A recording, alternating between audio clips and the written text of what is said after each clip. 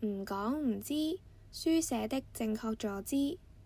喺課室入邊，老師成日都提醒我哋要坐直，桌椅嘅高度要合適。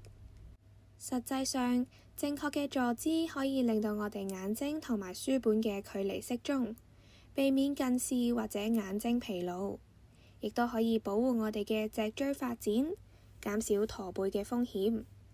最理想嘅情況就係背靠椅背，雙腳平放喺地面，手臂自然咁樣放喺桌上面，書本傾斜嘅角度大概為15度。當我哋長時間書寫嘅時候，每隔一段時間我哋都應該起身伸展或者遠望一下，有助於眼睛同埋身體放鬆。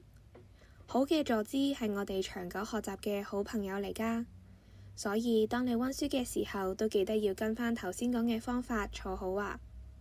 想聽更多故事，可以致電27178899撳2字，或者喺 YouTube 搜尋小樹窿電台 Podcast 頻道重溫。拜拜。